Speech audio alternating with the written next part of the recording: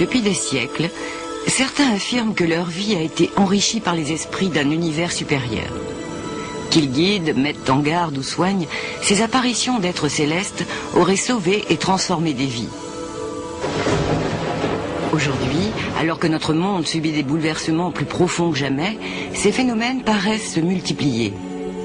Partager les larmes, la joie et la sérénité qui marquent ces histoires véridiques. Voici les anges gardiens.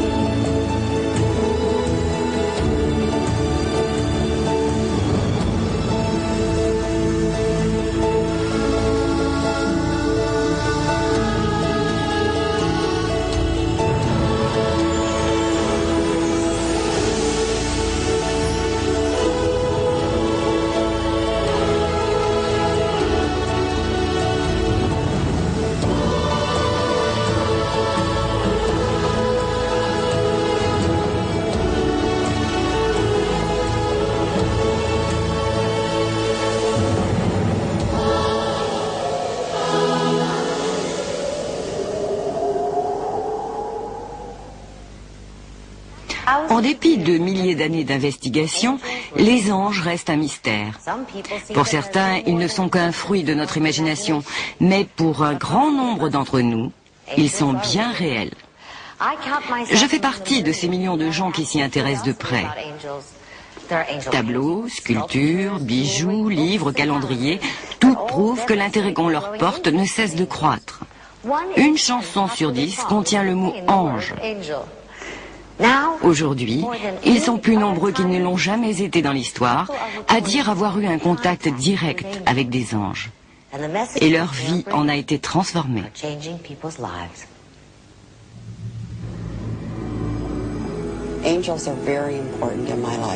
Les anges occupent une place très importante dans ma vie.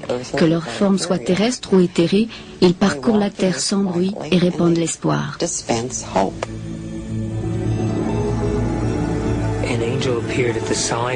Un ange est apparu à mon chevet. Je le voyais très bien. Il était lumière, mais ce dont je me souviens surtout, ce sont ses ailes.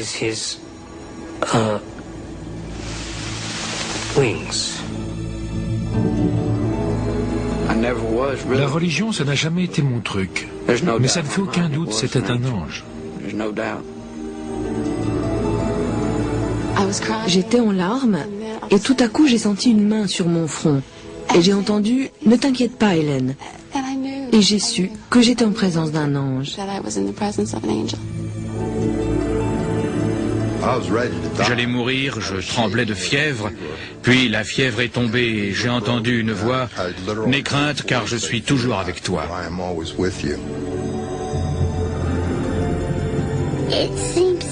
J'ai trouvé ça effrayant au début, mais c'est pas effrayant.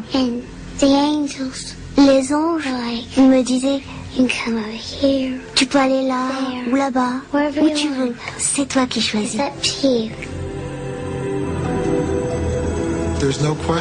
Il est vrai qu'il arrive qu'un patient à qui l'on a fait un diagnostic malheureusement très inquiétant et qui a décidé de ne suivre aucun traitement réapparaisse 2, 3, voire 5 ans plus tard et vous disent « Vous voyez docteur, je suis toujours vivant ». Je crois qu'il y a des choses qu'on ne peut pas expliquer, miracles, anges, appelez-les comme vous voudrez, qui aident vraiment les gens.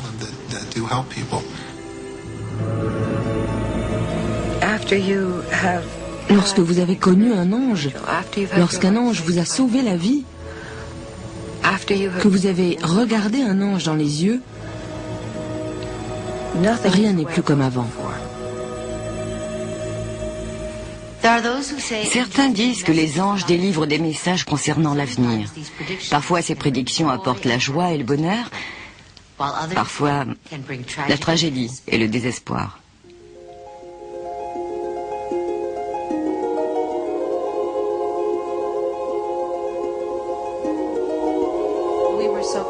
Nous étions une famille très unie. Notre vie entière reposait sur la famille. Et la perte d'un élément de celle-ci nous avait accablés de douleur. Le 18 août 1982, le malheur frappe la famille Moore lorsque Tara, leur fille de 15 ans, meurt dans un accident de la route près de leur domicile à Laguna Hills, en Californie. Mais les Moore expliquent que cette tragédie leur avait été prédite par plusieurs messages adressés par des anges. 2 ou 3 mois avant l'accident, j'ai dit « Notre vie va changer ». Je ne savais pas au juste ce que je voulais dire, mais c'est l'impression que j'avais. Sandy et Kirk Moore ont remarqué que leur fille a changé plusieurs semaines avant l'accident. Elle s'était soudain passionnée pour les anges. Elle avait acheté un livre sur les anges et c'était devenu sa Bible. Elle l'emportait partout, nous l'avons toujours. Il est tout corné. Il contient ce qu'elle écrivait à ses anges. Nous avons découvert dans ses cahiers d'école qu'elle leur posait des questions. Sur une page, il y a un problème de maths, et sur celle d'à côté, on peut lire « Ange, que pensez-vous de ça? Ange, aidez-moi ». Une force angélique semble guider Tara sur une nouvelle voie. Nous avons remarqué certaines choses inhabituelles au cours des 2 ou 3 semaines précédant l'accident. Tara était partie dans un camp d'adolescents avec sa petite sœur Dina. Pendant son séjour, elle avait peint pour nous 2 anges en céramique. L'un d'eux pleurait. Ça ne ressemblait pas à Tara, et dans le camp, les autres l'appelaient la fille aux anges. Les messages angéliques continuent d'inonder la maison des Moore. Lorsque Tara rentre de vacances, elle donne à sa sœur Dina le livre sur les anges auquel elle tient tant. Je me souviens de la joie dans les yeux de Dina lorsqu'elle m'a dit « Tara m'a donné son livre préféré et m'a dit qu'elle serait toujours mon ange gardien. » Je sais qu'elle croyait beaucoup aux anges. J'étais sa petite sœur, alors bien sûr je voulais y croire moi aussi.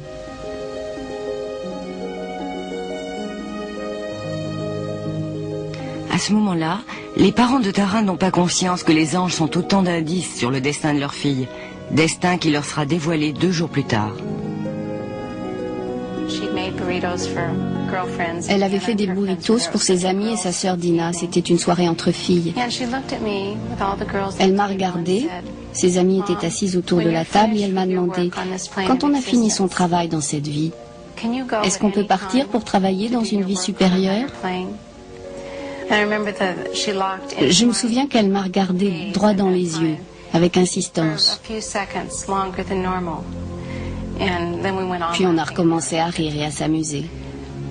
C'était sa façon à elle de me dire « Mon heure est venue, j'ai quelque chose de plus important à faire ». Un peu plus tard dans la soirée, Tara sort avec 2 de ses amis, assurant à sa mère qu'elle revient bientôt. Lorsque Kirk est rentré ce soir-là, il m'a dit « Je suis désolée d'être en retard, mais il y a eu un très grave accident en bas de la rue. » J'ai su tout de suite ce qui s'était passé, j'en étais certaine. Alors je lui ai dit « Kirk, c'est Tara, il faut qu'on y aille. »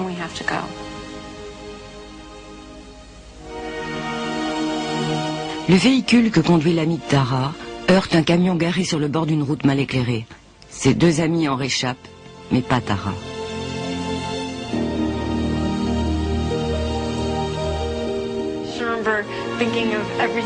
Je me souviens avoir pensé à tout ce qu'on avait prévu de faire ensemble et qu'on ne ferait jamais.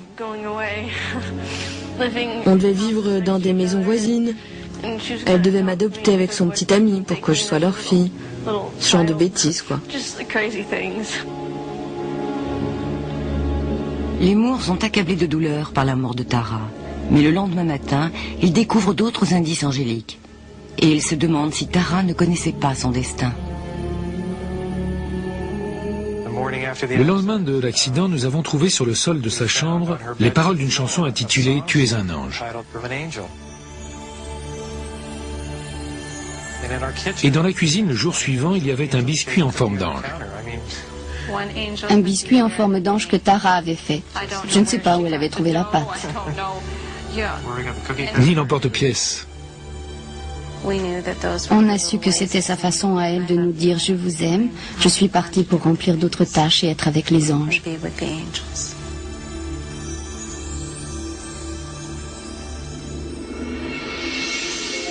Pour les Moore, Tara sera toujours la petite fille pleine de vie qui chantait, dansait, remplissait leur vie de joie.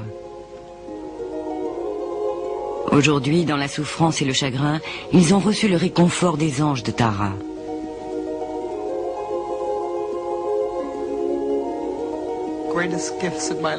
L'une des choses les plus précieuses de ma vie, c'était la relation que j'avais avec Tara. Si elle était inquiète, contrariée, je lui disais toujours « Je vais te faire traverser cette épreuve ». C'était notre expression. Depuis sa mort, les Moore pensent que Tara est devenue l'ange gardien de la famille. Sa grand-mère se souvient qu'un soir, Tara est apparue devant elle dans un moment difficile.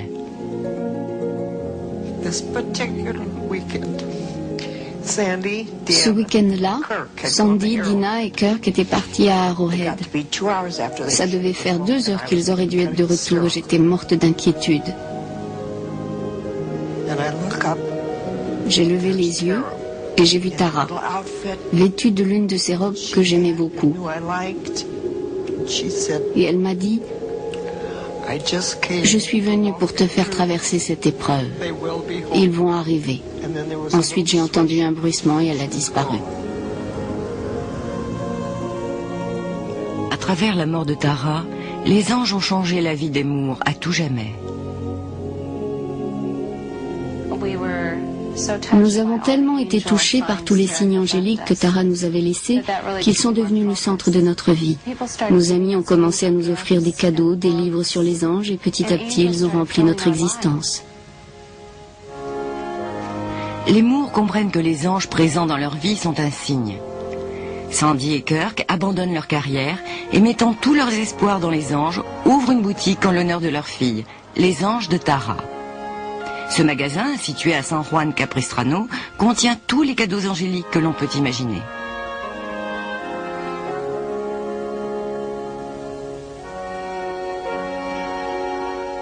Nous voulions garder l'amour et la mémoire de Tara vivants.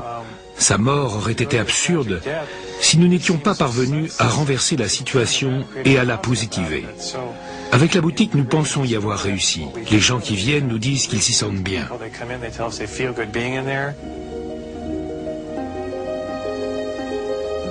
Venant des 4 coins du pays, les clients ne veulent pas seulement acheter un livre ou une figurine, ils espèrent aussi bénéficier de la guérison spirituelle que leur procure la boutique.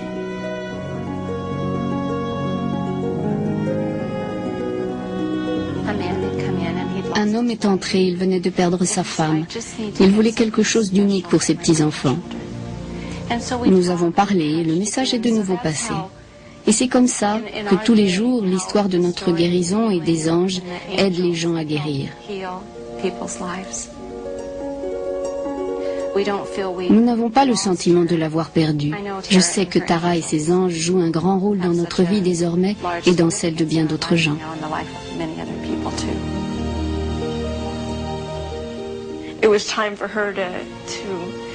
Son heure était venue d'avoir une autre existence dans une sphère supérieure.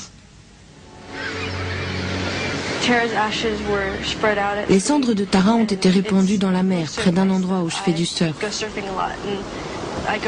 Et lorsque je surfe là-bas, je me sens en communion. Je sais très bien qu'il y a des anges là-haut qui font du surf avec moi. Ma planche est assez longue pour accueillir un ange.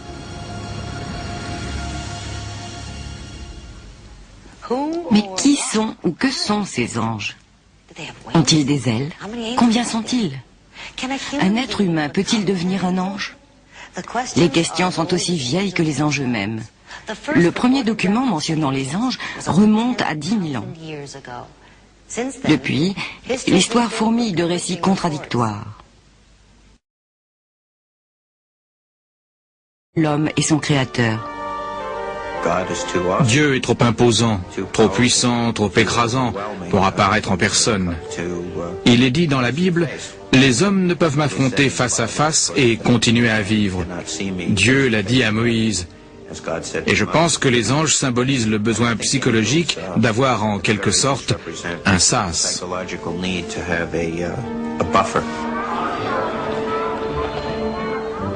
Dans toutes les grandes religions, les anges ont un rôle important. Dans le judaïsme, ce sont les anges qui guidèrent Abraham et aidèrent Moïse à aller vers la terre promise. Dans le christianisme, c'est l'archange Gabriel qui annonça à Marie qu'elle enfanterait Jésus. Et ce sont les anges qui firent rouler la pierre qui scellait le tombeau et accompagnèrent le Christ au ciel. Dans la religion islamique, les anges sont présents dans les mosquées et écoutent les prières des fidèles. Et c'est là aussi Gabriel qui apparut à Mahomet et lui inspira le Coran.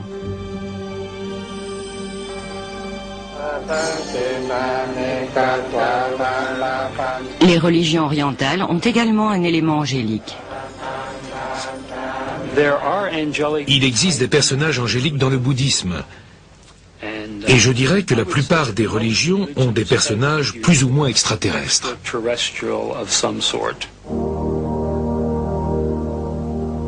Bien que la plupart des religions reconnaissent l'existence des anges, les contradictions concernant leur nature sont légion. Prenons les ailes par exemple. Dans l'Ancien Testament, il est fréquent que les anges n'en aient pas. Nous savons qu'autrefois, ce n'étaient pas des personnages avec des ailes. C'étaient des messagers de Dieu qui apparaissaient dans divers lieux, nous en avons les preuves. Ils ne ressemblaient pas aux anges baroques qu'on accroche de nos jours aux arbres de Noël. À d'autres époques, les anges avaient bel et bien des ailes, comme ceux qui ont visité Ézéchiel. La Bible les décrit ainsi. Ils avaient une ressemblance humaine. Chacun avait 4 visages et chacun avait 4 ailes. Et l'aspect de ces êtres vivants ressemblait à des charbons ardents. Au Moyen-Âge, ce sont les artistes qui ont rendu les ailes quasi obligatoires, puisqu'ils les utilisaient pour distinguer les anges des êtres humains. Quand un être a des ailes, ce n'est pas la peine d'être un spécialiste du cerveau pour comprendre que celle-ci suggère l'envol, la capacité à voler, à évoluer dans les airs, à être au-dessus du sol sur lequel nous vivons.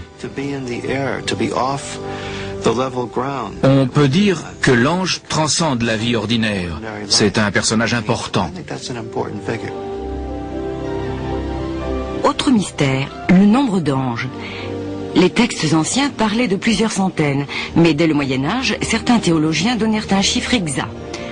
301 655 722. Mais on se demandait aussi combien d'anges pouvaient tenir dans une tête d'épingle. Ils n'avaient tout simplement jamais vu d'ange, alors ils théorisaient. Et ils rivalisaient. C'était à celui qui formulerait la théorie la plus imaginative. Aujourd'hui encore, on se demande si le nombre d'anges augmente, si vous et moi pouvons espérer en devenir un. Certains disent que oui.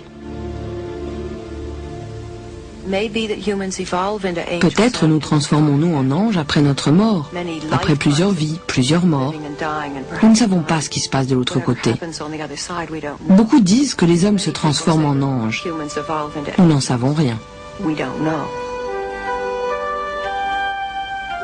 Mais les théologiens, s'appuyant sur les Écritures, disent que nous ne pouvons devenir des anges. Les hommes ne deviennent pas des anges. Et les anges ne deviennent pas des hommes. Car les anges appartiennent à la hiérarchie de Dieu. Ils sont surnaturels. Ils ne sont pas un prolongement de la condition humaine. Ils ont été créés par Dieu dans l'intérêt de la condition humaine. Pour essayer de créer un ordre dans le monde des anges, les théologiens du Moyen-Âge créèrent le concept des 9 cœurs d'anges ordonnés en cercle concentrique autour du trône de Dieu. Vous avez au centre les séraphins incorruptibles dont l'essence est l'amour, les chérubins dont l'essence est le savoir, puis des couches successives jusqu'aux troupes de choc qui se trouvent à la périphérie, près du mal et des hommes qui sont les pécheurs de ce monde cosmique, les archanges et des anges. On pensait que les anges surveillaient les rouages de l'univers.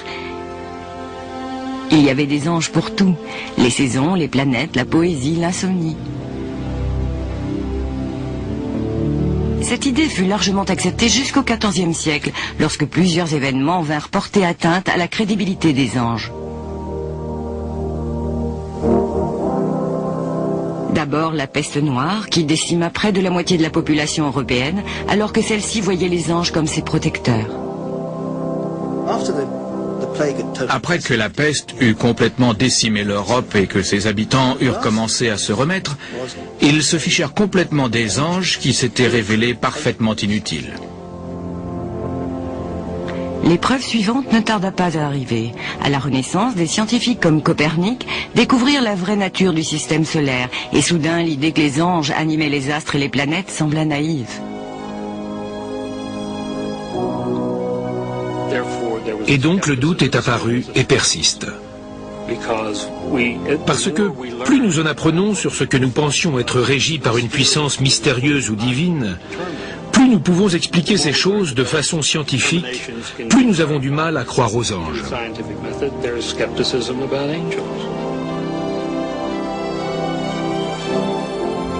En dépit de ces diverses épreuves, les anges tinrent bon et continuèrent d'apparaître sur Terre, et souvent à des personnages historiques.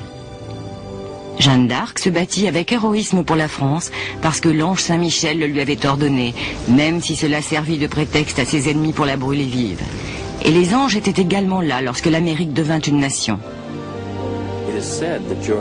La légende veut que George Washington ait vu un ange féminin qui lui est apparu et lui a montré l'histoire des États-Unis. Les anges faisaient partie de la foi et des croyances de Washington. Au cours de la Première Guerre mondiale, des anges se manifestèrent sur les champs de bataille européens. Selon des récits publiés à l'époque, des soldats britanniques qui se battaient à Mons, en Belgique, à la fin août 1914, ont vu apparaître dans le ciel des anges qui les ont défendus contre les Allemands, contre l'ennemi. D'autres récits, venant des bataillons allemands, mentionnent des cavaliers spectraux, des chevaliers sur leur monture et des êtres lumineux armés d'arcs, de flèches et d'épées qui se battaient dans le ciel au-dessus des soldats britanniques, contrecarrant l'offensive allemande et protégeant les soldats britanniques.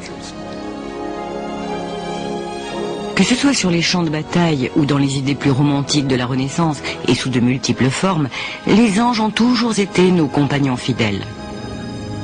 Aujourd'hui, alors que notre planète traverse de profonds bouleversements, nous sommes nombreux à espérer que les anges de lumière veillent toujours sur nous.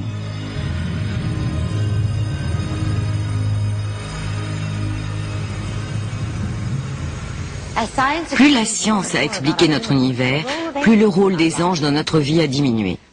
Pourtant, malgré toutes les découvertes, ils continuent de nous fasciner plus que jamais.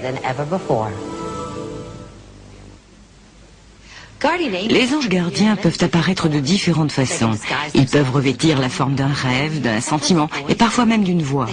Ils peuvent nous guider ou nous sauver la vie, mais seulement si nous les écoutons.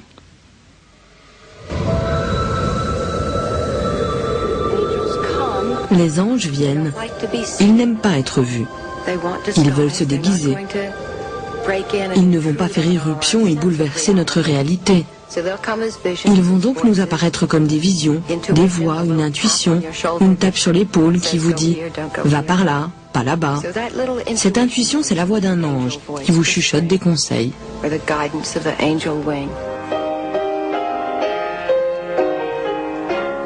La chanteuse Becky Hobbs insuffle du courage à son public, mais la voix qui lui a sauvé la vie en 1986 était celle de son ange gardien. J'ai commencé à avoir des prémonitions quelques semaines avant Noël. J'allais avoir un grave accident de la route. Ces prémonitions me venaient dès que je commençais à m'endormir. Tout à coup, boum, j'étais prise dans l'accident. Je me redressais dans mon lit, j'étais en nage, mon cœur battait la chamade et je me sentais complètement désespérée. Les messages continuent jusqu'à la veille de son 29e anniversaire. Mon anniversaire était le 24 janvier. J'ai passé la nuit à faire des gâteaux pour ma fête. J'étais dans la cuisine et j'ai senti quelqu'un me tirer par la manche. Quelque chose m'a entraîné dans le jardin, j'ai regardé le ciel et j'ai dit « Qu'essayez-vous de me dire? Qu'est-ce que je dois faire ?» Et cette voix m'a répondu « Sois prudente, ça pourrait bien être ton dernier anniversaire. »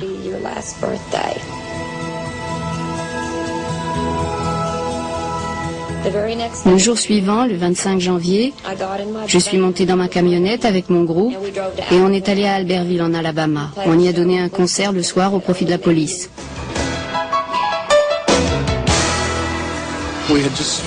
Après le concert, on rentrait à l'hôtel. Il y avait du brouillard comme il y en a la nuit en janvier.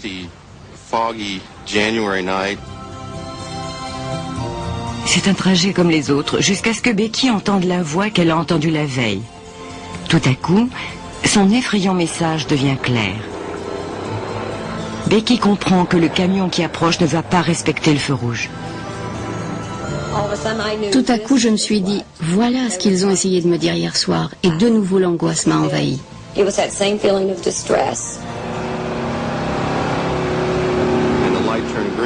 Le feu est passé au vert et Becky hurlait « Runge, attention !»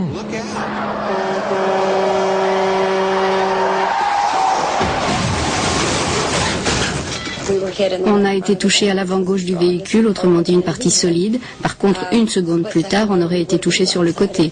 La police nous a dit qu'on avait eu de la chance, parce qu'une seconde plus tard, on aurait tous été tués.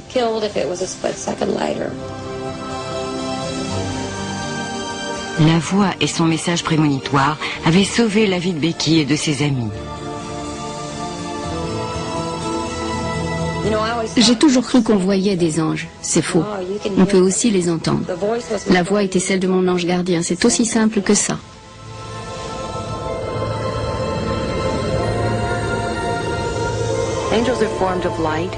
Les anges sont faits de lumière et ils peuvent prendre toutes les formes qu'ils veulent. Ils peuvent être hommes ou femmes, grands ou petits. Ils peuvent être des enfants, ils peuvent être gigantesques. Et quand ils viennent, ils vous transforment. C'est un moment d'une puissance inouïe que vous porterez en vous jusqu'à la fin de vos jours.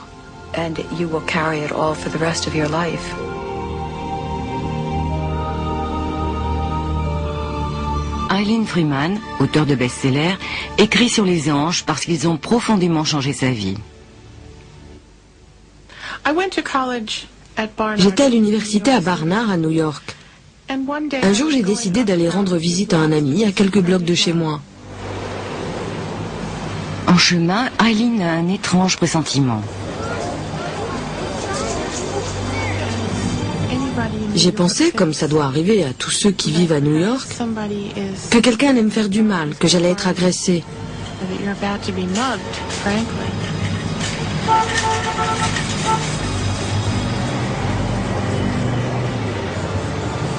Au moment où elle arrive chez son ami, quelque chose d'étrange se produit.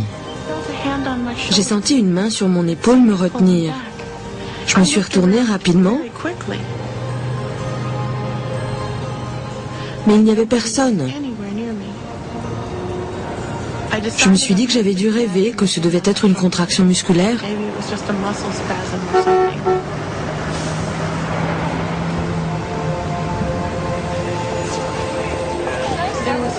Il y avait quelques marches jusqu'à la porte d'entrée. Au moment où j'ai posé le pied droit sur l'escalier, j'ai senti de nouveau la main. Elle m'a tiré plus fort cette fois-ci. Elle m'a littéralement tiré en arrière. Et en même temps, j'ai entendu une voix me dire « Ce ne serait pas prudent d'entrer maintenant. »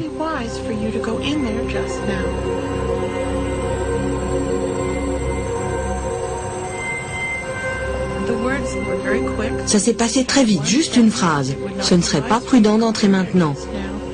Mais en l'entendant, j'ai eu un tremblement que je ne pourrais pas définir.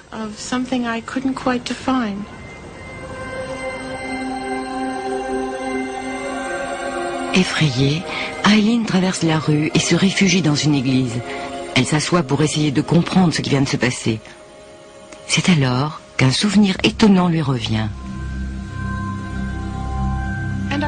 Je ne peux pas vous dire comment, mais j'ai compris que cette voix était celle de mon ange gardien.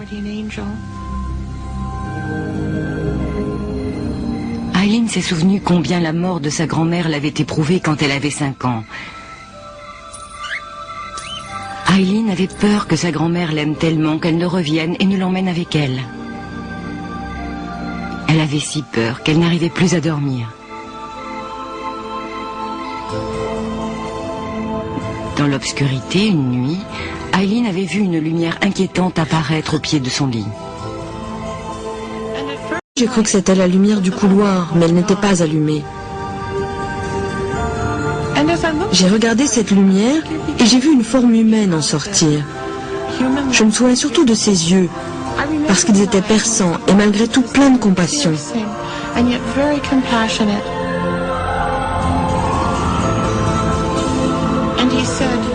Et cette forme m'a dit, « N'aie pas peur, Eileen. Ta grand-mère est heureuse au ciel avec les gens qu'elle aime. » Et j'ai dit, « Qui êtes-vous » Il a répondu, « Je suis ton ange gardien, mon enfant. N'oublie jamais, il n'y a pas de quoi avoir peur. » Et la peur m'a quitté pendant qu'il me parlait.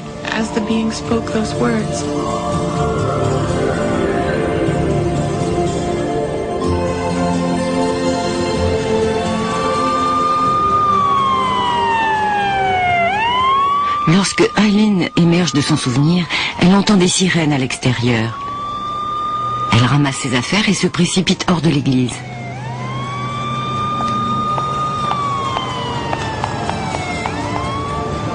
Dans la rue, Eileen est ébahie de voir devant l'immeuble de son amie des voitures de police et des ambulances.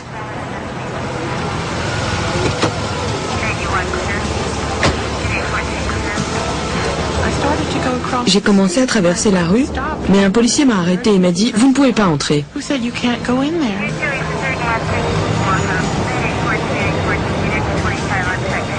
Eileen apprendra plus tard que quelques instants après que l'ange l'ait détournée de son chemin, une femme a été assassinée dans l'ascenseur de l'immeuble. Et j'ai compris ce que mon ange avait voulu me dire par « Ce ne serait pas prudent d'entrer maintenant ». Je ne l'avais pas vu. En fait, je ne l'ai jamais revu comme je l'avais vu quand j'étais enfant. Mais je sais que c'était sa voix. C'est là que j'ai compris qu'il m'avait sauvé la vie.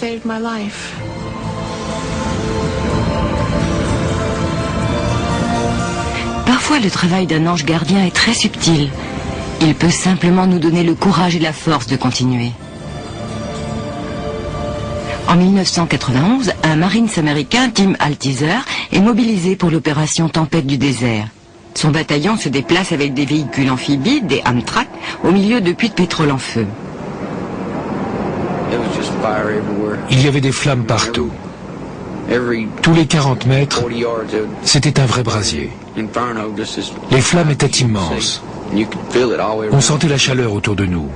On ne pouvait pas dire si c'était le jour ou la nuit. On était tous épuisés, on avait la trouille. On se demandait si notre Amtrak n'allait pas sauter. La religion, c'était pas vraiment mon truc. Mais on s'est tous tournés vers la religion quand on a été envoyé dans la guerre du Golfe. Si t'étais déjà croyant, tu le devenais encore plus. Si tu ne l'étais pas, tu le devenais parce qu'on était tous morts de trouille. La terreur grandit lorsqu'ils apprennent par radio que leurs Amtrak se dirigent vers des mines anti-chars. Tim sait qu'il peut mourir d'un moment à l'autre.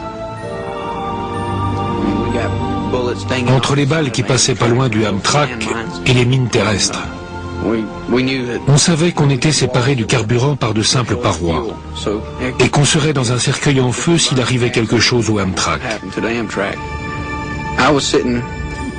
J'étais assis tout au fond à gauche dans un petit recoin avec tout mon matériel autour de moi. J'ai regardé à ma gauche et j'ai vu quelque chose. Je ne savais pas trop ce que c'était. Une sorte de forme humaine qui me regardait. J'ai eu peur parce qu'il ne pouvait y avoir personne assis à cet endroit. Je l'ai regardé, il m'a regardé, il m'a dit « Tim, ne t'inquiète pas, tout va bien se passer ». Et j'ai compris que c'était un ange. Après ça, je me suis tourné vers mon copain et je lui ai dit « T'as vu ça ?» Il eut l'air surpris, il ne voyait pas de quoi je parlais. Je me suis retourné, il n'y avait plus rien. Bientôt, l'Amtrak sort du champ de mine. Le message de l'ange est devenu réalité. Ça ressemblait pas du tout à l'image que je me faisais des anges, vous savez, avec des ailes, une auréole et tout ça. Mais j'ai eu une impression de douceur. Et moi-même, je me sentais comme dans du coton, bizarrement.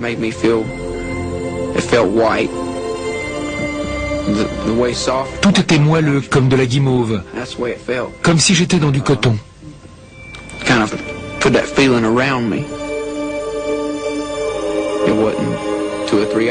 2 ou 3 heures après la visite de mon ange, la guerre était terminée. Je pense que je suis protégé. Je pense que quelqu'un veille sur moi. Ça ne fait aucun doute pour moi. C'était un ange. De nombreux grands artistes ont été inspirés par des anges. Quelques-uns des plus grands chefs-d'œuvre du monde reflètent leur beauté et leur mystère. C'est aussi vrai aujourd'hui que ça l'était il y a 1000 ans. Nous avons rencontré un homme qui, inspiré par des anges, a créé le chef-d'œuvre de sa vie.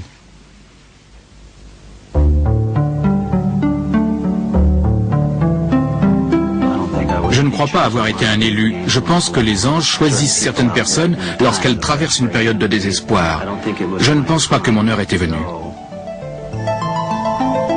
L'artiste Andy Lackey avait vécu dangereusement jusqu'au jour où des anges sont venus le sauver.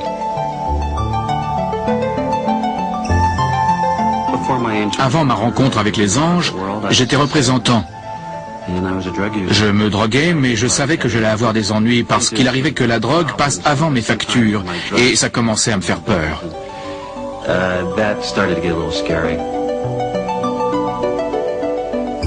Andy avoue que la drogue qu'il prenait depuis des années était en train de le détruire, jusqu'à ce qu'un soir de 1986, il appelle au secours. Au cours de cette fête chez un copain, j'ai eu une sensation étrange.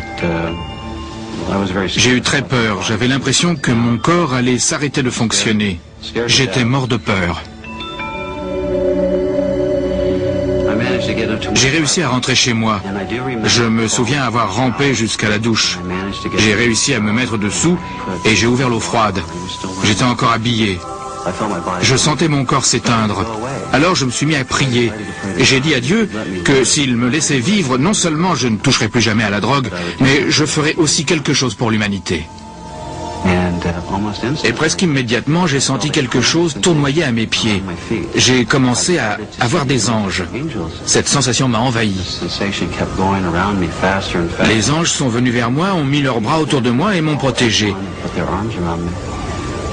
J'étais pas en train d'halluciner, j'avais l'impression que mon corps mourait. Et au fur et à mesure que les anges enveloppaient mes pieds, ma poitrine, j'étais envahi par un sentiment de paix.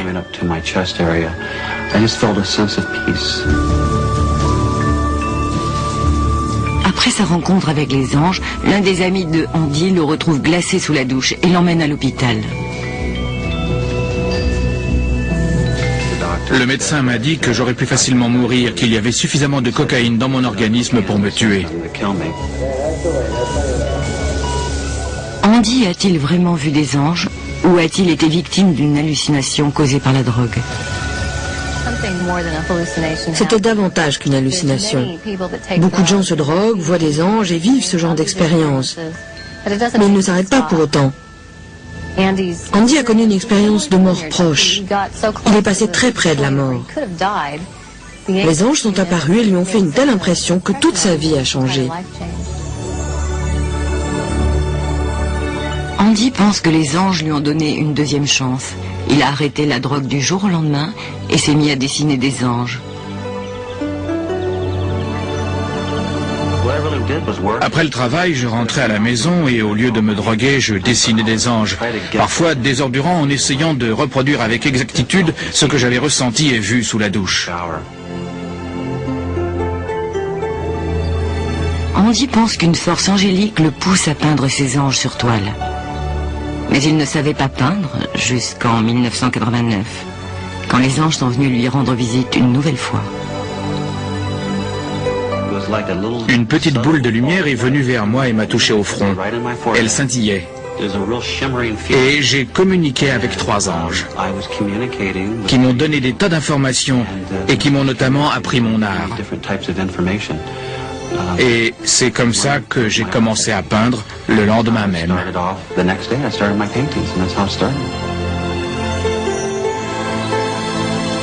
Avant de disparaître dans les nuages, les 3 anges annoncent à Andy qu'ils lui rendront de nouveau visite en l'an 2000. D'ici là, il devra avoir peint 2000 anges représentant chaque année depuis la naissance du Christ. Ce qu'ils m'ont dit, même si ce n'était pas avec des mots, c'est « peins et nous nous occupons du reste. Tu as une mission à remplir. » Andy ne sait pas quelle est sa mission, mais il quitte son travail et comme par miracle, il se met à peindre sur toile des anges en 3 dimensions. Ce sont les anges qui m'ont transmis l'art de peindre. J'ai compris comment utiliser la peinture grâce à cette rencontre avec les anges et pour que celle-ci soit éternelle. Les critiques d'art et la presse finissent par entendre parler des tableaux d'Andy dont on dit qu'ils renferment des symboles et des messages secrets sur des surfaces rendues durables. J'ai dit à Andy, ces tableaux sont très intéressants, est-ce que je peux les toucher? Puis je l'ai regardé et je lui ai dit, vous devriez peindre pour les aveugles, pas seulement pour les voyants, car on peut comprendre le message de vos tableaux par la vue, mais aussi par le toucher. C'est à ce moment-là qu'Andy comprend ce que les anges attendent de lui. Il y a eu un déclic.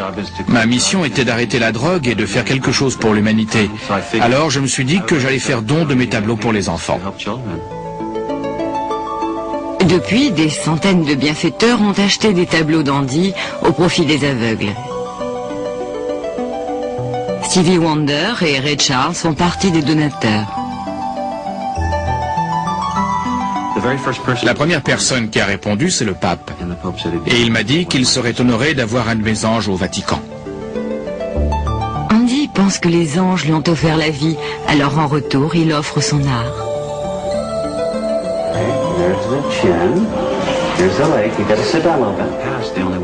Avant, la seule façon pour un non-voyant d'apprécier l'art, c'était de toucher des sculptures.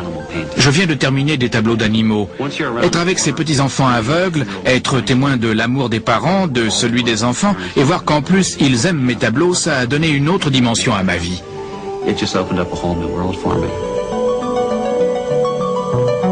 En plus de ces animaux, Andy est bien décidé à finir ses 2000 tableaux d'anges avant sa prochaine rencontre avec les anges. Je sais que ce sera en l'an 2000. Je dois attendre jusqu'en 1999. Quand j'aurai fini mes 2000 tableaux, on sera le 31 décembre 1999. À minuit, je mettrai la dernière touche à mon dernier ange, le 2000e.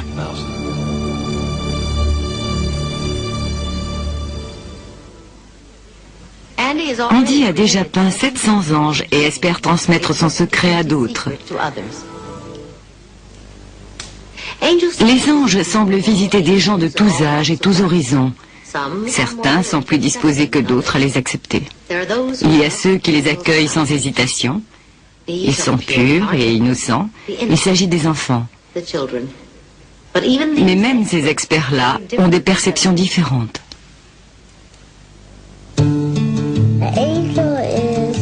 Un ange, c'est quelqu'un qui vole.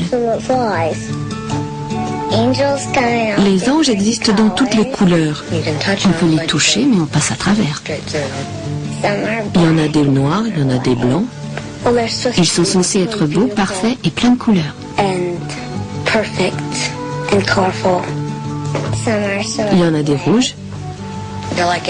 Ils sont comme l'air et la lumière. Si on leur donne un coup de pied, ça leur fait pas mal. Ils seront furieux, mais ça leur fera pas mal. On ne peut pas voir les anges, mais on sait qu'ils sont là. Ils aident les nouveaux anges. Je crois qu'ils aident les anges qui viennent de sortir des morts. Les anges, c'est des esprits qui vous aident. C'est comme quand on fait visiter l'école à un nouveau. Ils viennent pas sur Terre sauf s'ils sont en mission. Ils vous aident à réfléchir, à faire ce qu'il faut. Si vous êtes blessé ou si vous allez mourir, un ange viendra peut-être vous aider. Chez la plupart des enfants, ces créatures capricieuses ne font que nourrir une imagination débordante. Mais chez d'autres, ce sont des messagers qui ont la réponse à des questions très adultes. Mallory Shreves souffrait d'un cancer incurable. Elle n'avait que 9 ans et avait peur de mourir. Après presque un an d'un traitement qui avait ravagé son corps et laissé intact le cancer, 3 anges lui sont apparus en rêve. Ils venaient la réconforter, l'aider à comprendre, l'aider à mourir.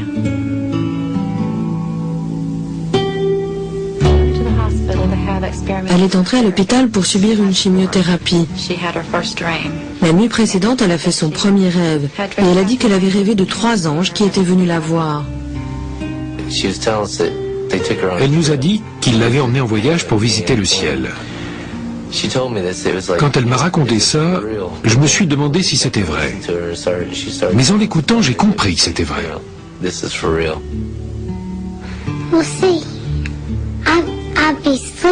Je dormais et ils venaient me voir. Ils ne me montraient pas leur visage. Mais ils étaient si beaux. La première fois, ils se sont juste assis et m'ont parlé. Lorsqu'elle m'en parlait, c'était tellement réel pour moi, ça la passionnait. Elle avait plus d'énergie que je ne lui en avais jamais connue. Du coup, moi aussi, j'étais passionnée parce que je me disais, c'est formidable qu'elle puisse voir les anges.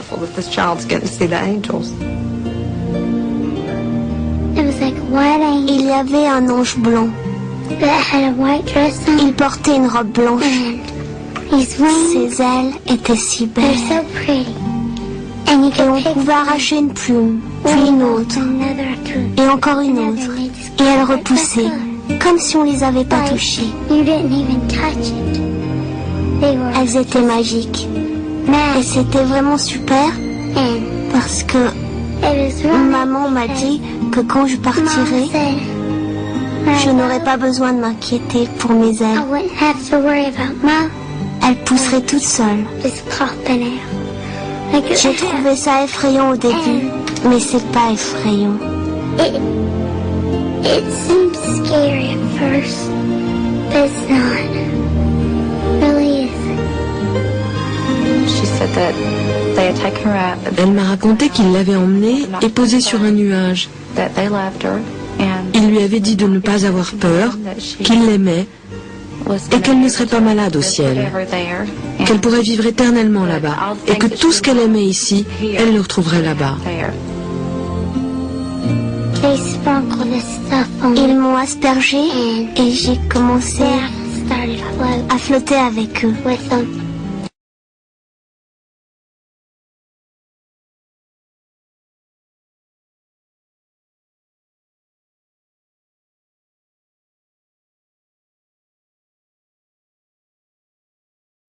Ils l'ont emmenée dans les nuages et je lui ai demandé c'était comment. Elle m'a répondu c'était moelleux, merveilleux et ils avaient le goût de tout ce que je voulais.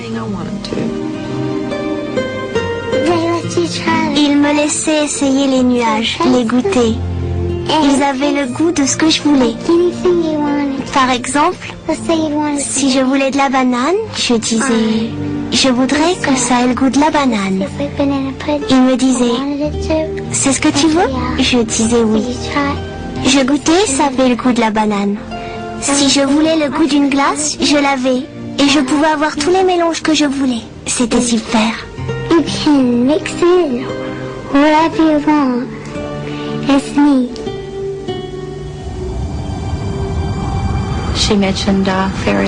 Elle parlait d'un royaume de fées où elle pouvait faire du coloriage, courir, danser et être la petite fille qu'elle était avant sa maladie. C'est ce qui la rendait vraiment heureuse, je crois. Ça lui a vraiment prouvé qu'autre chose l'attendait, qu'il n'y avait pas que la mort.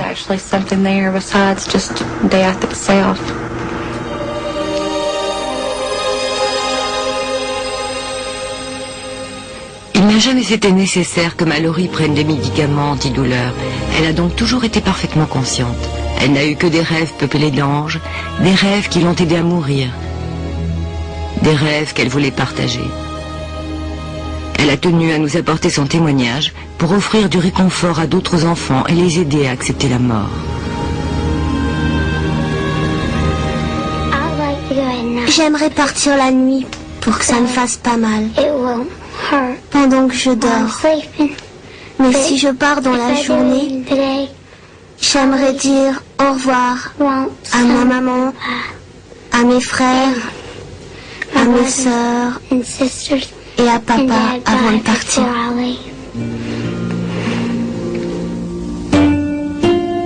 Lorsque l'état de santé de Mallory s'est aggravé, les choses ont commencé à changer. Je me souviens le soir de la Saint-Valentin, j'ai cru qu'elle allait nous quitter. J'avais très peur. C'était le jour préféré de Mallory. Elle était dans son lit, elle dormait, et tout à coup je l'ai entendue m'appeler. Je suis allée dans sa chambre et elle m'a dit « Maman, un ange est venu me voir. » Et je lui ai dit « Un ange, un seul ?» Elle a dit oui. Jusque-là, ils avaient toujours été 3. Alors je lui ai demandé à quoi il ressemblait, et elle m'a répondu qu'il était encore plus beau que les autres. Je lui ai dit « Est-ce que son nom c'est Annabelle ?» C'est le nom de ma grand-mère. Elle m'a regardé en écarquillant les yeux et elle m'a dit « Comment tu le sais ?»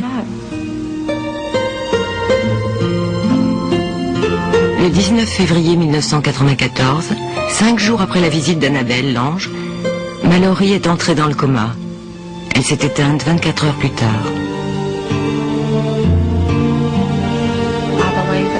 Je pense que les anges voulaient qu'elle dise aux gens qu'il y a quelque chose de l'autre côté et qu'il y a quelque chose après la mort. Qu'il y a une vie entière qui ne finit pas. Croyez ce que je vous dis parce que c'est vrai. Vraiment.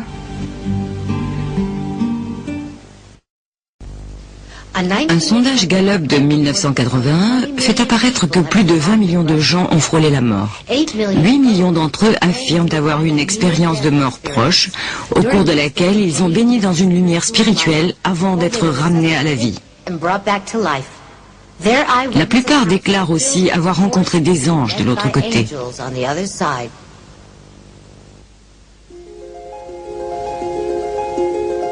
Bizarrement, ceux qui ont survécu à ces expériences de mort proche font des récits étonnamment similaires du voyage qui a suivi leur mort clinique.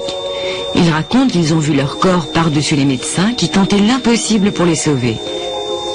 Puis dans l'obscurité qui a suivi, ils ont traversé un long tunnel au bout duquel brillait une lumière vive.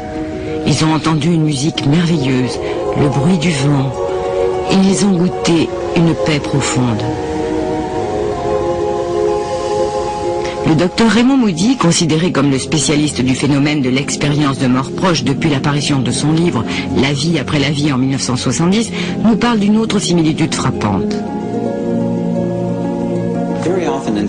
Très souvent, lors de ces expériences, ils rencontrent un être divin ou angélique.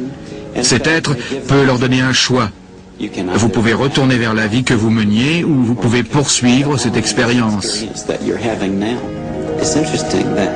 Il est intéressant de constater qu'ils disent tous que si ça n'avait tenu qu'à eux, ils seraient restés.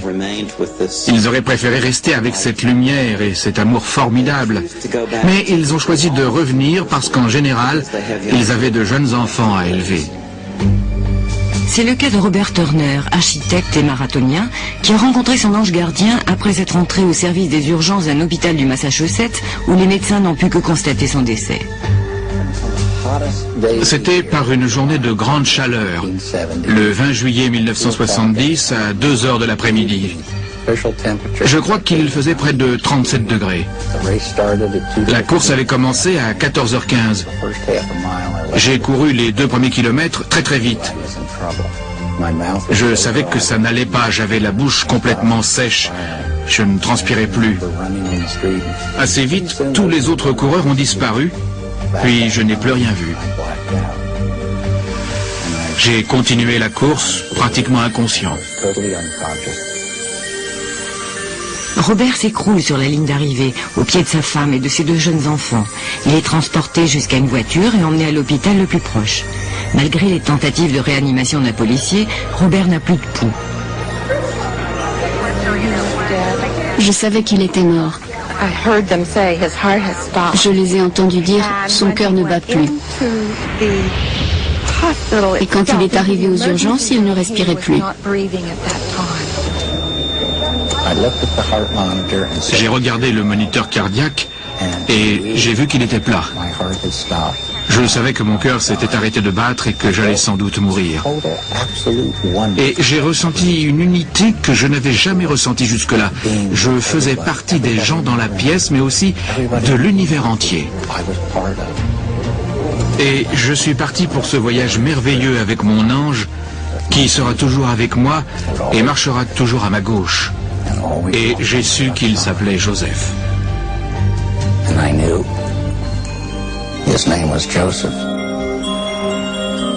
Pendant que le corps de Robert est dans le coma à l'hôpital, son esprit parcourt une forêt merveilleuse baignée d'une étonnante lumière. C'est là qu'il rencontre son ange gardien.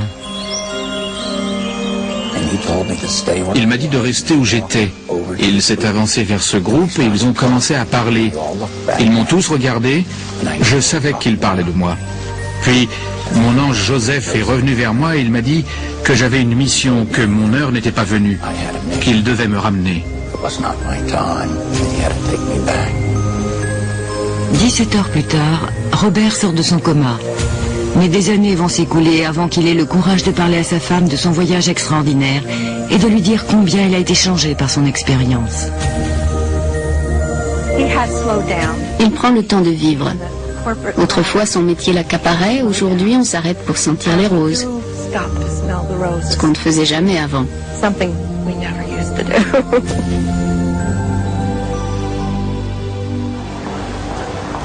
Le docteur Melvin Morse, pédiatre et auteur du best-seller Closer to the Light, plus près de la lumière, fait autorité dans le domaine des enfants et des expériences de mort proche. Au fil des années, il a rassemblé des centaines de récits et de dessins d'enfants qui décrivent leur rencontre avec des anges. L'une des histoires les plus étonnantes est celle de Jamie Huntinen, qui à l'âge de 5 ans est admise au service des urgences alors que son cœur a cessé de battre. Jamie est passé aussi près de la mort que l'on peut aller, tout en ayant encore une chance d'être réanimée avec la technologie d'aujourd'hui. 10 minutes de plus et elle mourrait. Elle a été amenée dans notre service de traumatologie. On l'a tout de suite mise sous perfusion et placée sous oxygène. Puis son cœur s'est arrêté et on lui a fait une réanimation cardio-pulmonaire. En d'autres termes, elle était cliniquement morte. Alors qu'elle est allongée sur la table, Jenny flotte hors de son corps et se voit étendue. Je suis allée au ciel, j'ai vu Dieu et des anges. Dieu m'a parlé. Il m'a dit que mon heure n'était pas venue de mourir. Et il m'a annoncé que ma mère allait avoir un bébé et que je devais repartir et aider ma mère avec mon petit frère. Puis je suis rentrée de nouveau dans mon corps. Je me suis réveillée. J'étais en soins intensifs.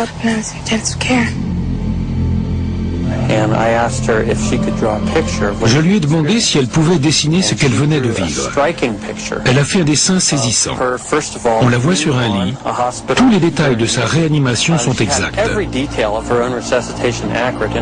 Ce sont des détails qu'elle ne peut pas avoir inventés ou pêchés en regardant la télé.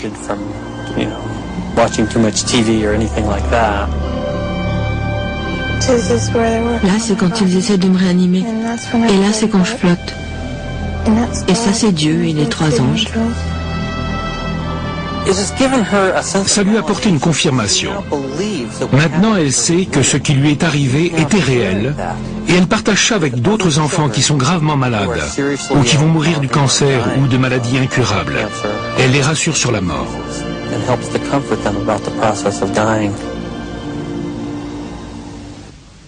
Un grand nombre de ceux qui ont connu une mort temporaire disent que leurs anges gardiens leur ont donné le choix de venir avec eux ou non. C'est le cas de Ron Kennedy, un médecin de San Francisco, qui a survécu après avoir été sauvagement poignardé plus de 13 fois.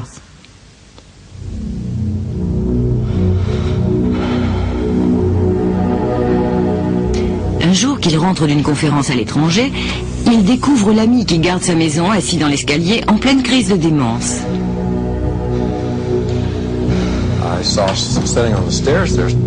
J'ai vu mon ami Abdul assis dans l'escalier. Je lui avais demandé de garder la maison pendant mon absence. J'ai vu des perles de sueur sur son front et je lui ai dit « Ça va ?» Il s'est mis à hurler à plein poumon. Je n'avais pas remarqué qu'il tenait une raquette de tennis dans la main droite.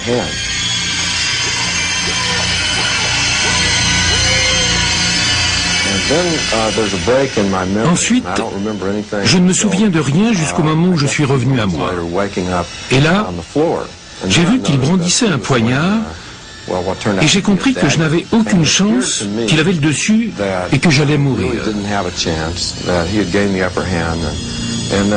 Et j'ai vu derrière lui une sorte de couloir. Il n'y a pas de couloir chez moi à cet endroit-là.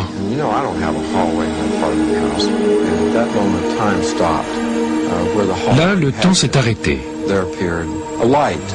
Dans ce couloir, une lumière est apparue, qui a commencé à prendre une forme humaine. Il m'a posé une question. Ou plutôt, elle m'a lancé cette question, un peu comme une flèche dans la poitrine. Ce n'étaient pas des mots, c'était l'essence de la pensée même. La question était celle-ci. Veux-tu venir maintenant ou plus tard? Je voulais savoir ce qu'il y avait de l'autre côté. Mais en même temps, je voyais bien qu'il y avait des choses dans ma vie qui n'étaient pas terminées.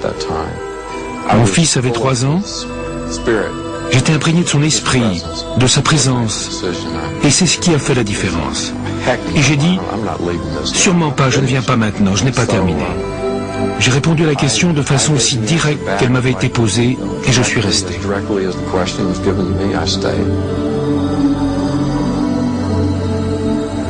Il a fallu 10 ans avant que Ron Kennedy arrive à parler de son expérience et à comprendre ce qu'il avait vu et éprouvé.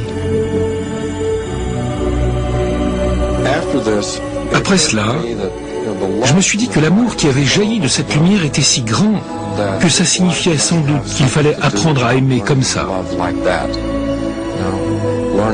Apprendre à aimer comme ça. Ou peut-être mieux encore, apprendre à être aimé comme ça. Vivre l'amour que les gens éprouvent pour nous. L'histoire de Ron sert à aider les familles des victimes d'assassinats qui craignent que leurs êtres chers soient morts seuls et dans la souffrance. Cette lumière m'est apparue dans ces circonstances-là. On était en train de m'assassiner. Et malgré tout, je n'allais pas mourir seul, c'était clair. J'allais mourir dans un immense océan d'amour.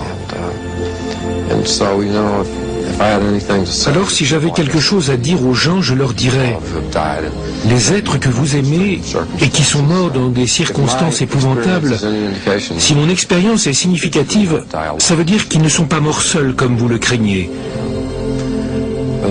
Ils sont morts entourés d'amour.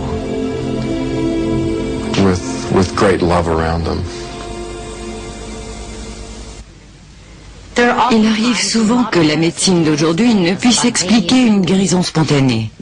Beaucoup pensent que les anges rendent visite aux malades et aux mourants pour sauver une vie ou accomplir un miracle. En janvier 1981, les médecins ont annoncé à mon mari, Chris Deal, qu'il souffrait d'une leucémie aiguë. Chris venait de subir plusieurs séances de chimiothérapie qu'il avait complètement épuisées. Il ne pouvait plus marcher tout seul. Il ne mangeait plus. Il dormait 24 heures sur 24 si on ne venait pas le réveiller et le lever. Il était clair qu'il était en train de perdre la bataille.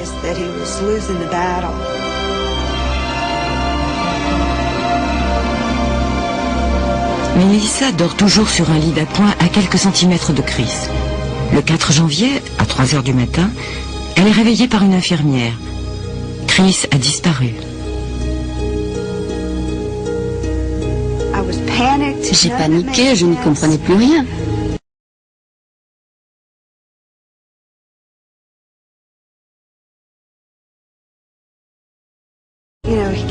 Je me disais, il ne peut pas marcher, comment s'est-il levé, comment est-il passé devant mon lit sans que je m'en aperçoive, où est-il, que se passe-t-il?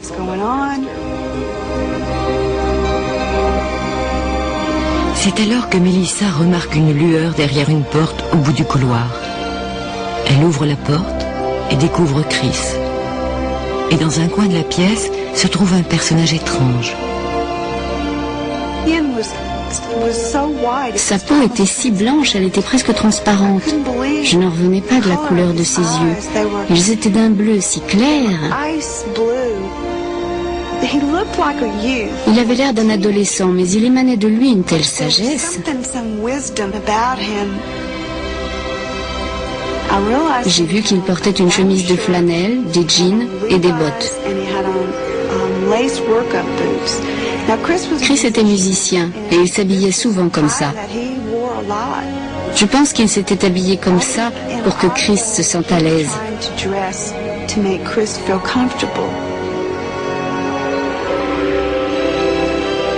Melissa comprend que Chris veut rester seul quelques instants et retourne dans sa chambre. Quelques minutes plus tard, Chris la rejoint. Elle lui demande qui était l'étranger.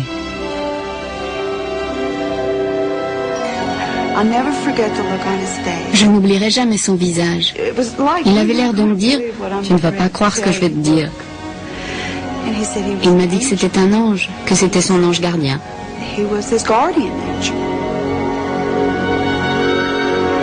Après la visite de l'ange, Chris est rajeuni.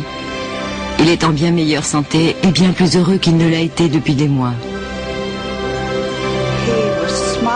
Il souriait, il mangeait, il rendait visite aux malades des autres chambres.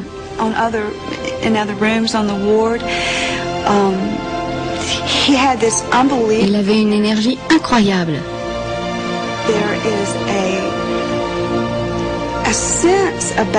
Il était complètement changé. Quand il s'était couché, c'était un homme qui portait le fardeau d'une maladie incurable. Mais quand il est revenu dans sa chambre, c'était le jeune homme en bonne santé que j'avais épousé. C'était différent, il avait changé.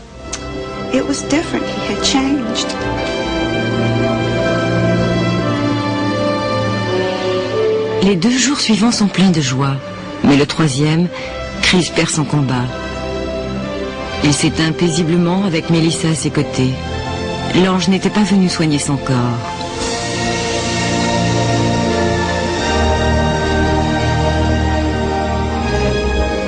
La plupart des gens pensent que lorsqu'ils voient un ange, cela veut dire que s'ils sont malades, ils vont être guéris. Là, c'était un miracle d'un autre genre. Je pense que, bien que le corps, bien que l'enveloppe corporelle de Chris n'ait pas survécu, son esprit a été soigné.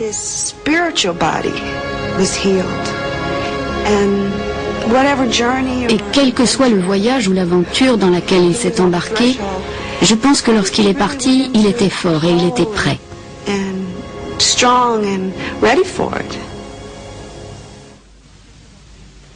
Tôt ou tard, chacun d'entre nous se posera des questions sur la mort. Que nous arrivera-t-il lorsque nous passerons de vie à trépas? La seule chose que nous puissions espérer, c'est que lorsque notre heure sera venue, un ange sera là pour nous épauler et nous accompagner. Certains pensent que nous vivons dans un monde où se côtoient le bien et le mal, et que chacun a son ange. Les anges déchus représentent le mal. Beaucoup pensent que sans lui, le bien n'existerait pas.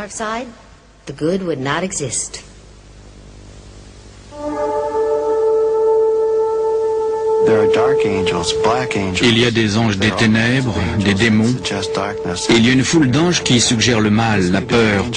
Ça peut être l'ange du cancer, celui de l'ignorance, celui de l'échec.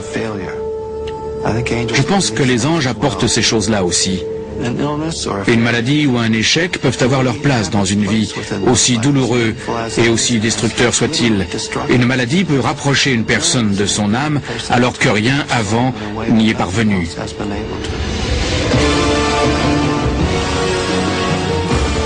Douleur, souffrance sont quelques-uns des visages que peuvent prendre les démons dans notre monde. Pour beaucoup, ce sont les visages du mal, et certains pensent que le mal fait plus que montrer son visage, qu'il a sa vie propre.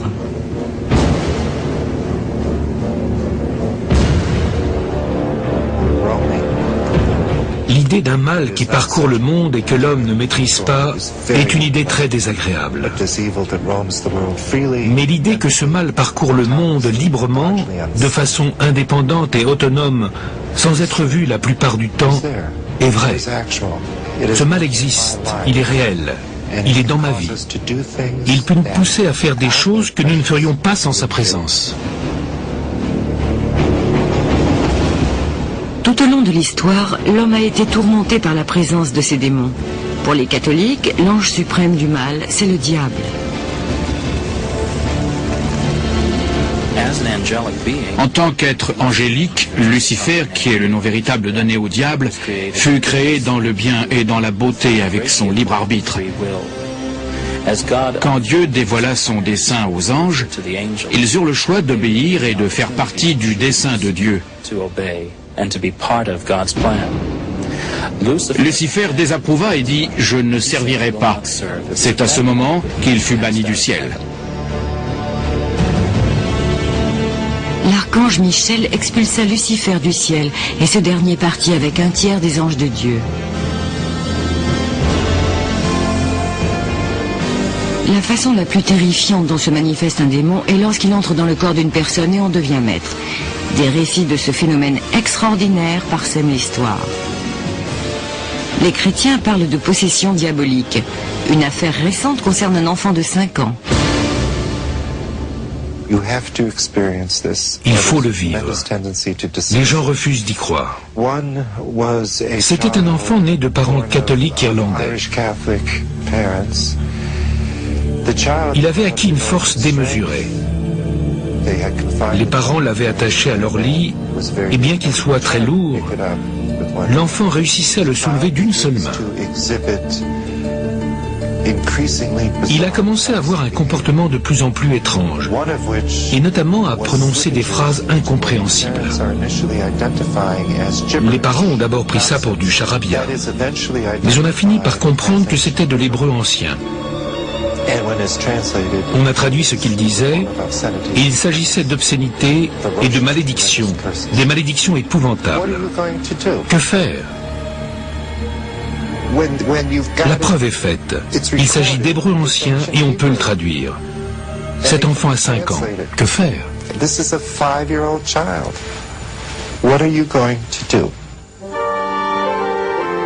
Dans la religion catholique, en dernier recours, on se tourne vers le vieux rite de l'exorcisme. Si les forces de la lumière semblent être plus actives de nos jours, les forces des ténèbres le sont également.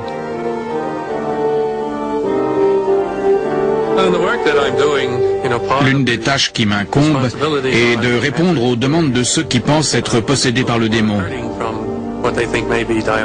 De 1960 jusqu'à 1989, les responsables de notre chancellerie à New York disaient qu'ils n'avaient jamais eu affaire à ce problème. En 1989, nous avons eu 2 cas. Depuis 1990, nous avons eu pléthore, environ 250, dont seulement 10% nécessiteront des exorcismes. Mais parce que nous avons pratiqué peu d'exorcismes entre 1960 et aujourd'hui, la plupart des exorcistes ont pris leur retraite ou sont morts et n'ont jamais été remplacés. Alors, à l'heure actuelle, on a un problème de pénurie d'exorcistes.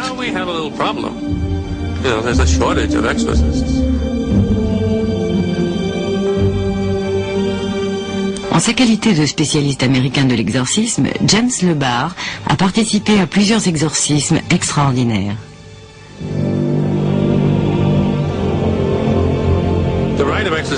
Le rite d'exorcisme est au fond une cérémonie très simple, mais elle peut prendre beaucoup de temps.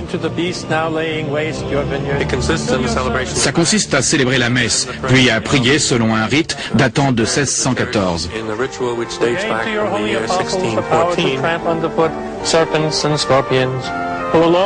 Et ça consiste à demander au diable de partir. Et par la puissance de qui Satan est tombé du ciel comme la foudre. J'en appelle à votre nom, dans la peur et en tremblant, pour vous demander de m'accorder à moi, votre serviteur indigne, votre pardon pour tous mes péchés et une foi inébranlable, et les pouvoirs supportés par votre bras puissant pour affronter avec confiance et résolution ce cruel démon. Il y a un combat permanent entre les forces du bien et du mal. Et les épreuves qui surgissent, qui sont difficiles, mauvaises, les désastres, etc., sont une occasion pour ceux qui ont la foi de s'élever au-dessus et de devenir ainsi meilleurs, parce qu'ils ont rencontré le mal.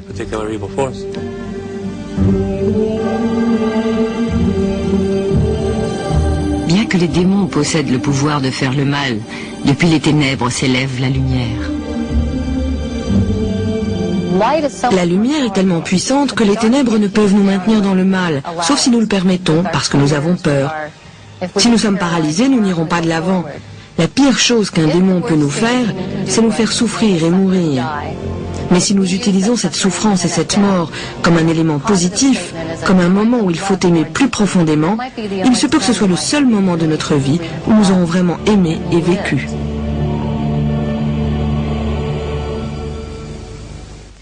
Aussi puissants et vivants que les anges puissent paraître, tout le monde n'est pas convaincu de leur existence.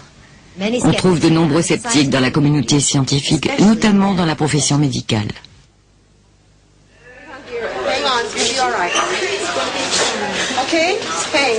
Les médecins voient des explications logiques à ces rencontres angéliques. L'une de leurs théories est que les expériences de mort proche sont provoquées par des substances chimiques appelées des endorphines.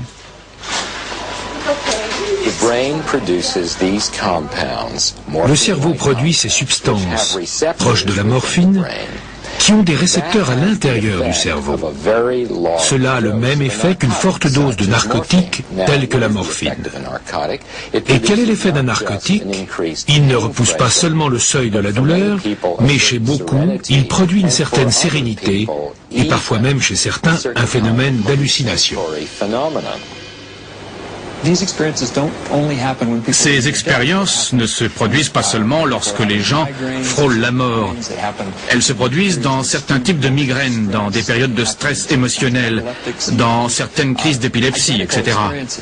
Et pour le spécialiste du cerveau que je suis, cela veut seulement dire qu'il y a un système dans le cerveau capable de générer ce genre d'expérience quand celui-ci est traumatisé de quelque manière que ce soit. Ceux qui ont survécu à une mort temporaire ont souvent vu des choses similaires. Lumière vive, tunnels, anges et parents décédés. Que faites-vous de la lumière vive, des parents décédés, des tunnels? Ce que je dis, c'est que lorsque j'étais enfant, tout le monde disait que quand on mourait, on allait au ciel, qu'il y avait une lumière vive, qu'on retrouvait les parents décédés et qu'il pouvait y avoir Dieu avec sa longue barbe. En d'autres termes, nous avons été conditionnés, en tout cas dans nos sociétés occidentales où l'on raconte ces histoires. Nous avons été conditionnés à penser que c'est à ça que ressemble le ciel. Et donc, si nous avons des hallucinations, nous voyons au fond ce que nous espérions voir.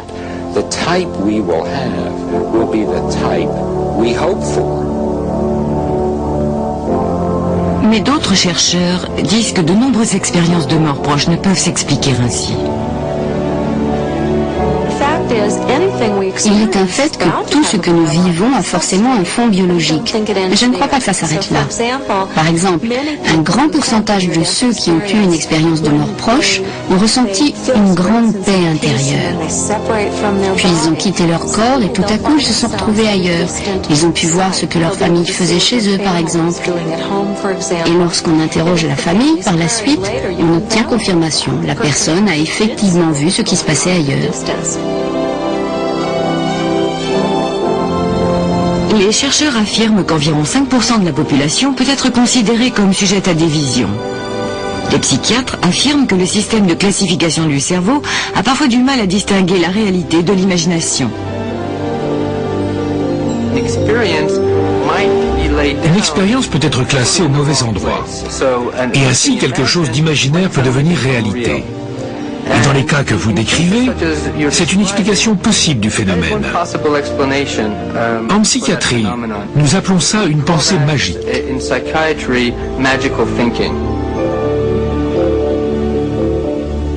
Il a été reconnu que certaines maladies incurables avaient été miraculeusement soignées par une intervention angélique, mais la communauté médicale est là aussi partagée. Malheureusement, il n'existe aucune preuve que des guérisons miraculeuses se produisent plus fréquemment que les guérisons spontanées prévues par nos chiffres. Et dans ces cas-là, c'est seulement votre système de défense immunitaire qui s'interpose. Ça n'a rien de surnaturel.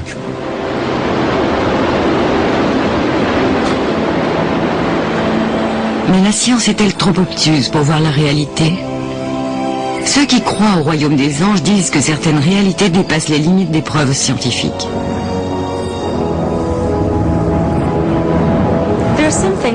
Il y a des choses qui ne seront jamais prouvées scientifiquement.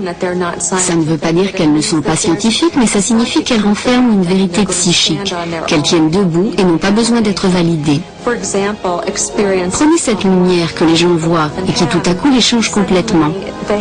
Ils sont transformés, leur vie a changé de façon positive. Il n'est pas besoin de preuves scientifiques pour savoir que quelque chose de remarquable s'est passé. Beaucoup de choses réelles ne peuvent pas être mesurées. L'amour est bien réel, mais on ne peut pas le mesurer, du moins je l'espère. On ne peut pas le mettre sous un oscilloscope ou un quelconque instrument. Et pourtant il est bel et bien réel, on le sent, et c'est quelque chose d'important dans notre vie.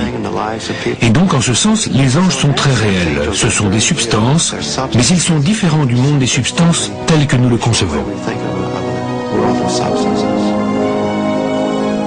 Les scientifiques disent qu'il est pratiquement impossible de réfuter l'existence des anges, mais que leur travail est d'être sceptique. Il y a beaucoup de choses dont les gens ont affirmé l'existence à un moment donné et qui sont possibles en théorie, mais fortement improbables. Et il incombe à la personne d'apporter la preuve que quelque chose existe, et non à la science de réfuter son existence, parce qu'on ne peut jamais réfuter l'existence de quoi que ce soit. Rien ne doit être interprété pour exclure Dieu, les anges ou quoi que ce soit d'autre. Je dis simplement qu'il y a une bonne explication médicale ou physiologique ou clinique. Je ne dis pas que ce n'est pas Dieu ou les anges. Je dis qu'il est assez peu probable que ce soit Dieu ou les anges. Ou que les gens voient vraiment des anges. Pour autant que l'on sache, il n'y a pas d'anges. Mais il y a un Dieu. Et Dieu a créé les endorphines et veut que nous les ayons. Il rend les choses plus faciles en nous montrant des anges.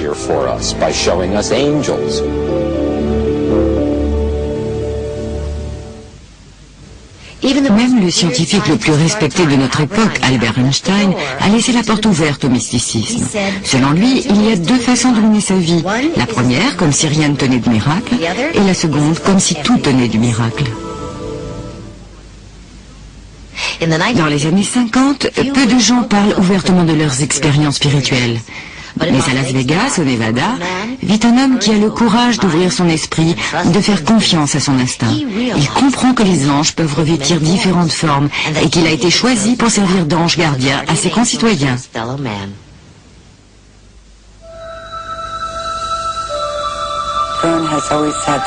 Verne a toujours eu cette merveilleuse aura de paix et d'amour. Il pouvait parler à tout le monde.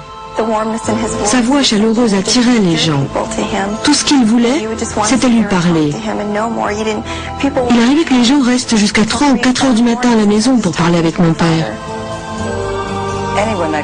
Tous ceux qui croisaient le chemin de Verne devenaient pacifiques et beaux. Ils avaient davantage confiance en eux.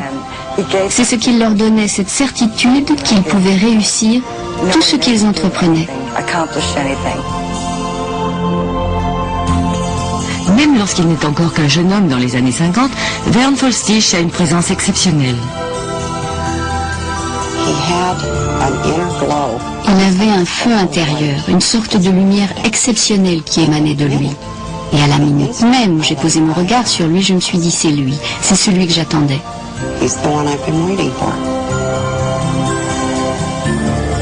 Policier de métier, Verne aide les anges à atteindre leur but sur Terre. Il reçoit des messages urgents lui disant comment sauver des gens qui se trouvent en danger de mort.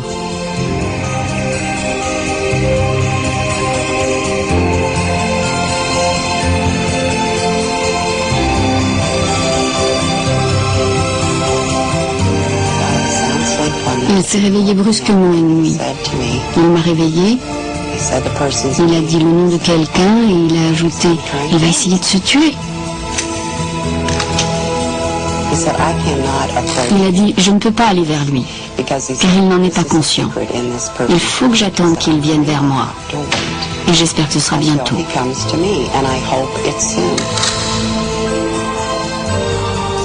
Quelques jours plus tard, la prophétie des anges se réalise.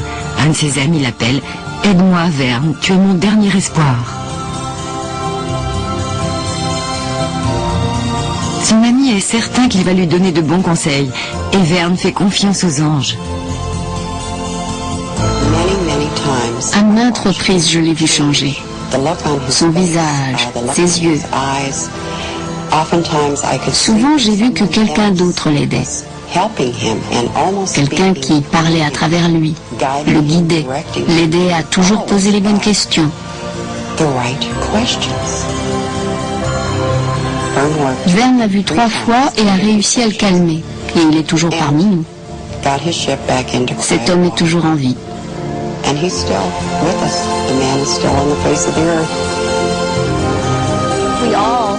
Nous avons tous été dans des situations où nous avons pu aider quelqu'un. Vern avait simplement décidé d'être l'instrument des anges. Les anges nous montrent le ciel. Ils nous disent « Regardez le divin. Regardez ce que vous pouvez faire en tant qu'être.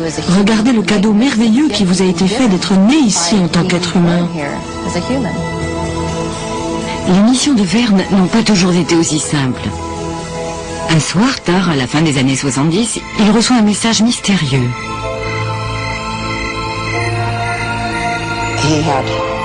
Son ange s'est adressé à lui directement en lui disant « Cherche le garçon avec la rose ».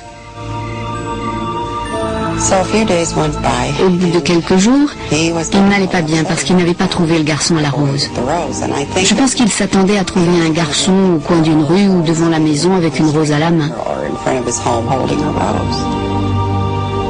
Le jour suivant, Vern décide de déjeuner dans un café où il n'est pas allé depuis des années. Il s'installe au comptoir, à côté d'un jeune homme maussade. Peu après qu'il ait engagé la conversation, le jeune homme a tendu le bras pour attraper son verre d'eau. Et Vern a remarqué qu'il avait une rose tatouée sur le bras. Et il s'est dit, je l'ai trouvé.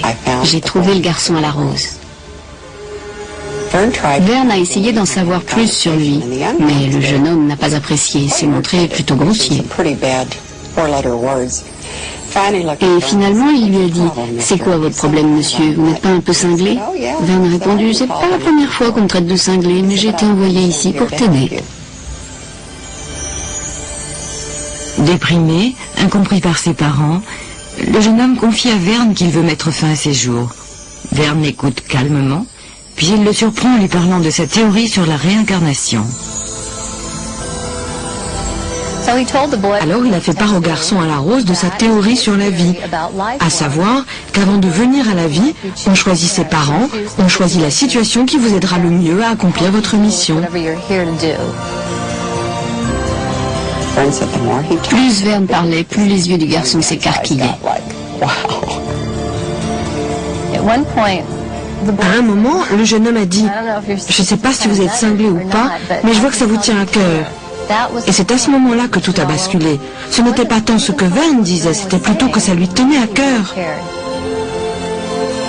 Espérant que le garçon a pris un nouveau départ, Vern le regarde s'éloigner et ne le reverra jamais.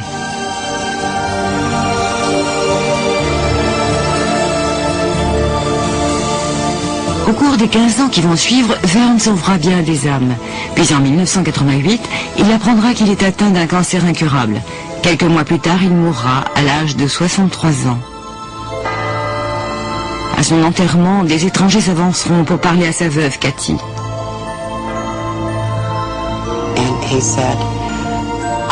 Il m'a dit « Je suis là pour dire au revoir à Vern et pour le remercier de m'avoir aidé il y a très longtemps. Sans lui, je n'aurais pas été là, je n'aurais pas de femme ni d'enfant. »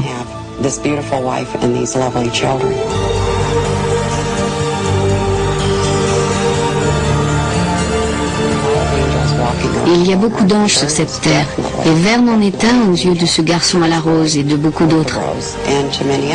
Car il a fait ce que les anges font le mieux, qu'ils aient une forme terrestre ou éthérée. Ils parcourent la terre en silence et répandent l'espoir.